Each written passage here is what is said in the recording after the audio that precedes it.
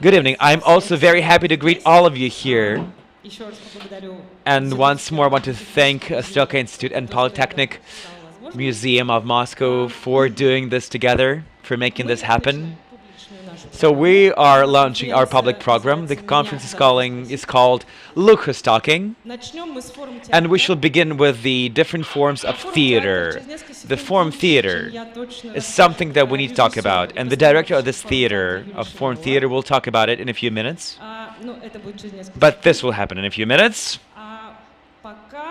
So far,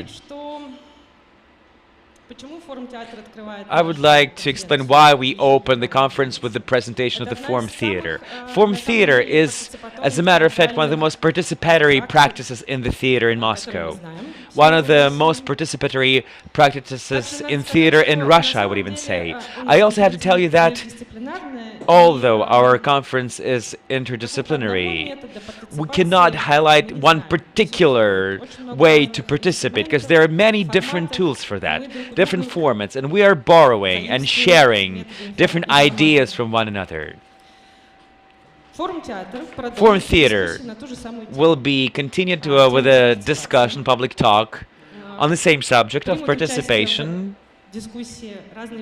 Different participants, different members, different representatives of participatory format will take part in that discussion. The high school student, the parent, the experts from Museum of Architecture, architects also. Oh, in addition, you are professionals, you probably may be users, both actual and potential. I also have to say that in the museum domain we also have this notion of non-users, and we are interested in all of the voices. Also a few things that I have to mention today. After the form theater discussion, right after, we shall present the actual real-life showcases and projects that are happening now in Russia, that are designed together with children, and we shall finalize the night with a lecture of the Amsterdam cycling mayor.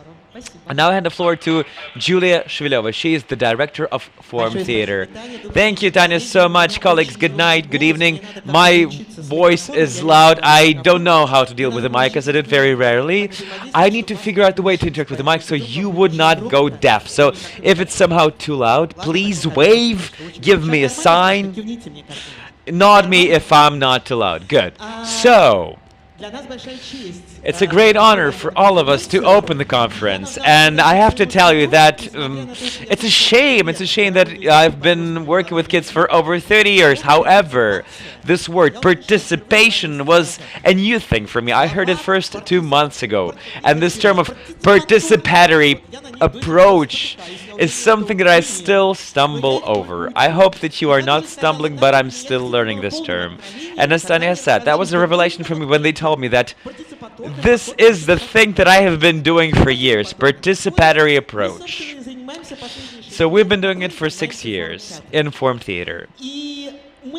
And this is a technology, and I'd call it technology. This is a particular kind of technology. We love it, we see how it works very efficiently, and we want to get you acquainted with this technology. So a few words why Forum Theater is different from professional theater. If you hear the name of our theater for the first time, you maybe know. You're experts. So, what is it about? We were not the ones to invent the foreign theater. We would like to claim this invention, but still. The person named Augusto Bal invented this thing. He lived in the 60s in Brazil, and he was a professional theater director. He wanted to invent some technology that will allow to involve as many audiences as possible into the process as tightly as possible. So, these are the key differences of foreign theater. First of all, non-professionals are on stage, they act. This could be anybody of any age. They come together because they love theater, they care about a certain issue, maybe some social issues, maybe something personal, and they come together, they invent a story. They, as a matter of fact, invent a certain kind of a small show, about 15 or 20 minutes long. They invent a story that will be unfolding in the show. They're writing the script based on the parts. There are no professional script play writers. They rehearse a little, and then in the first part of the forum theater, they show it to the audience. Also, a few things, a few notions about the forum theater. First of all, there is never a stage per se. Even here, we don't have a stage. It's a bit of an elevation, so that's why the actors are on the same level as the audience. The decoration is always simple. The scenery is very simple. Tables, chairs, and so forth. And usually, the show ends with the word stop. So there's a host who says stop and the show ends. This is pretty much everything that I wanted to tell you about the forum theater. However, today it's a very, very unusual presentation for us because our key audience is high school students, students of colleges, and teenagers. And for them, we at the Tolerance Center here in Moscow, Jewish Tolerance Center, we act every month. But we are also going to hold the show in the colony for adolescent, in the prison for the adolescent kids. The thing that's going to be happening on stage is very exclusive because specifically for the conference, we talked to the hosts and we have written a small scene that we want to show you and maybe further on discuss it together with you. We are extremely curious about your reaction. If you're ready to watch, not. Okay, we have two performers. They are up on stage pretty soon. I will give them the mics. Please welcome. And by the way, we never speak into the mics. This is also a very rare occasion. Usually we just speak out loud with our voices.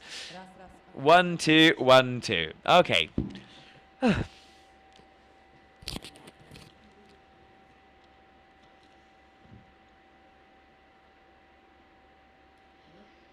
Елена Dmitrievna, good day, good afternoon. Olga, did you want to talk about something? Please sit down.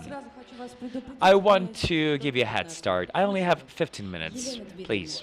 Елена Dmitrievna, as you might have known, I have just returned from the conference, and it was so inspiring. It was dedicated to participatory design. I am sure that this is the approach that will help attract more kids to our museums. Beautiful. Do you have some hands-on suggestions? Of course. We suggest to include kids as much as possible into the work of the museum, and we shall begin with developing a new tour together with them, or even an exhibition.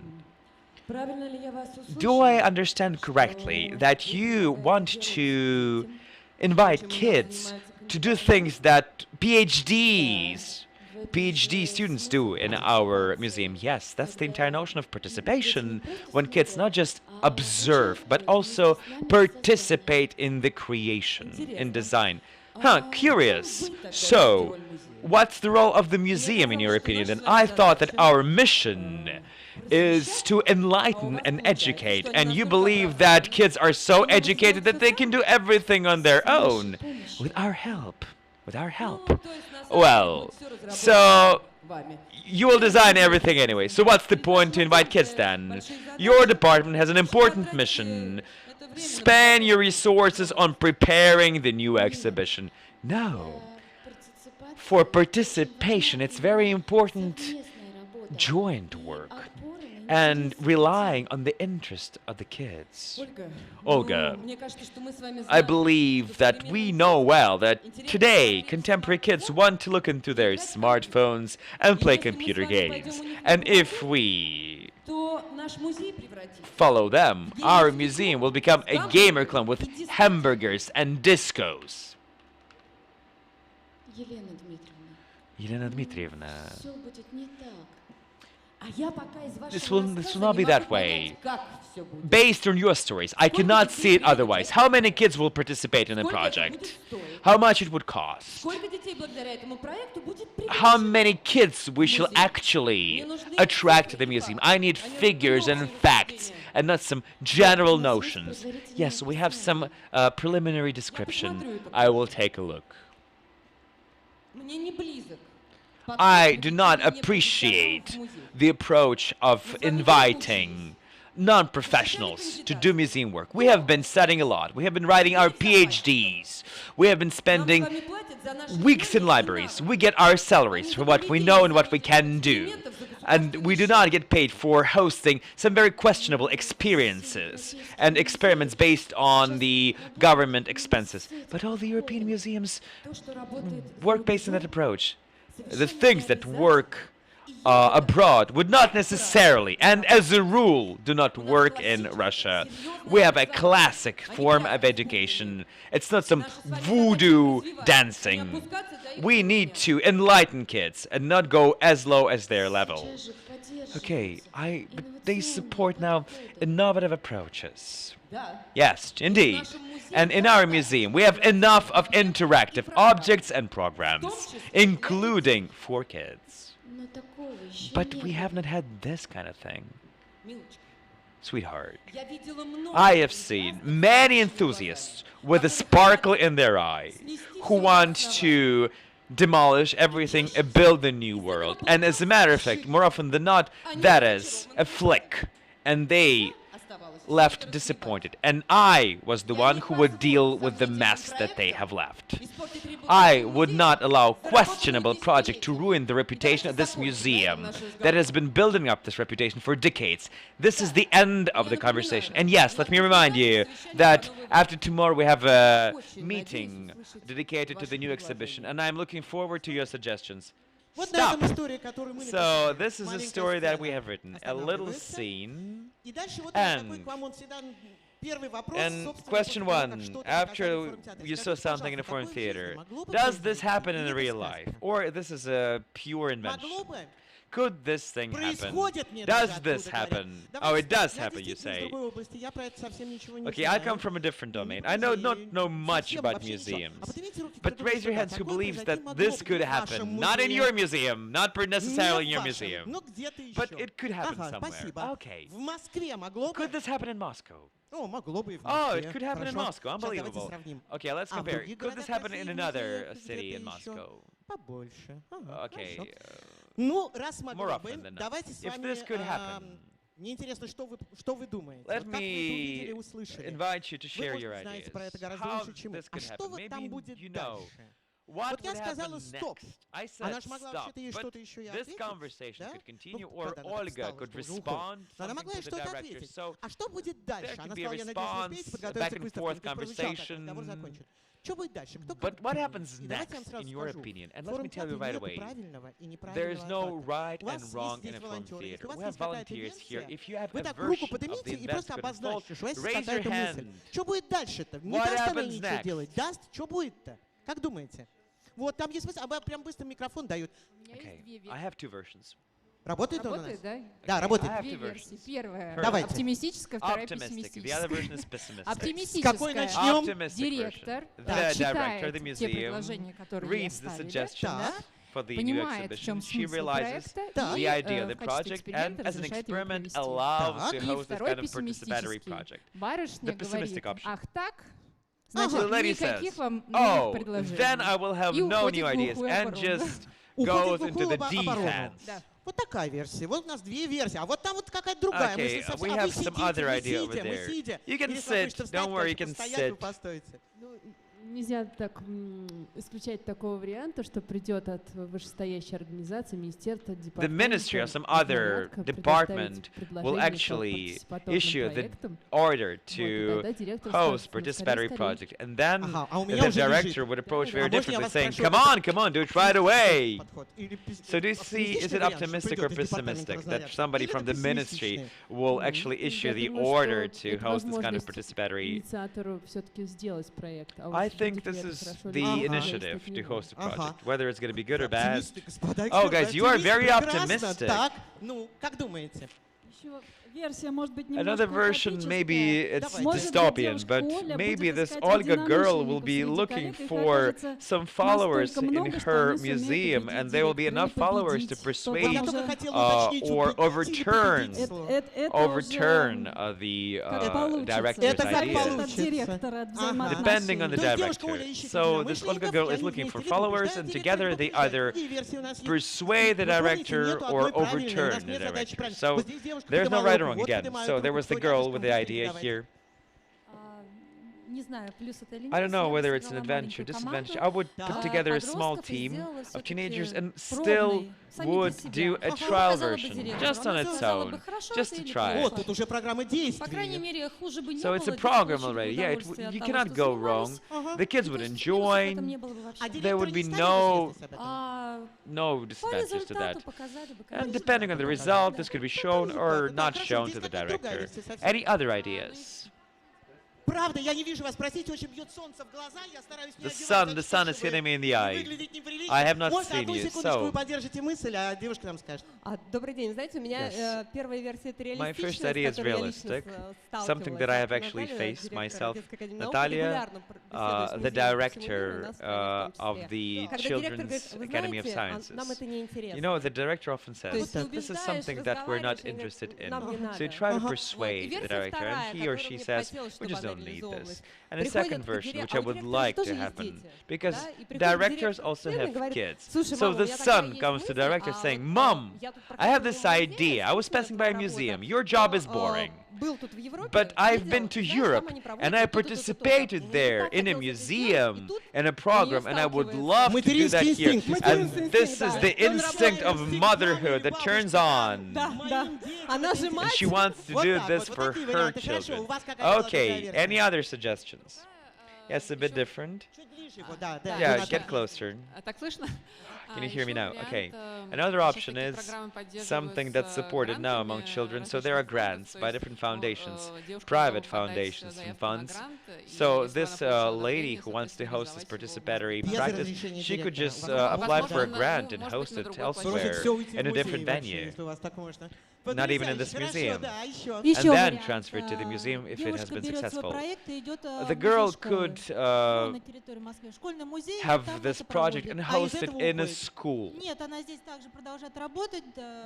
And still continues her job. Параллельно.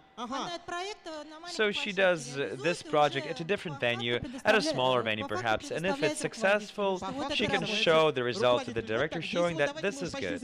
Okay, we're almost at the conclusion. So this Olga girl tries to explain the word participatory in a simple way.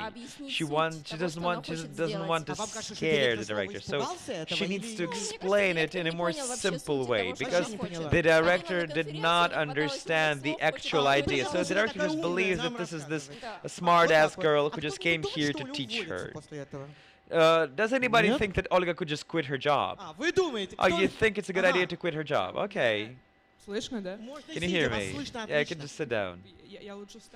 I'd rather stand. I believe that there are different issues there and different ways to resolve those issues, depending on the actual situation in Olga's life. If her job allows her to have a comfortable life and not to worry about that, so for her, this comfortable life might be more important than integrating something new in her work. She would just stay in a museum trying maybe a way to do some, to keep her job and host something so that she would still keep her job. Or she might think of what matters to her most, what problems she needs to solve. There are many things she could do. So if it's a job, a low-paid job, she can just go to a different place and do this thing. Do you think that this director would just never actually read the suggestion? Does anybody else think that the director would never actually read the suggestion? So you're telling me many things about Olga. I'm curious. You have seen these two characters for about 5 minutes. But smart people say that if you want to make an impression of the person, we need as much as 7 seconds for that. So this Olga girl, a young employee at the museum. So this is her, Olga.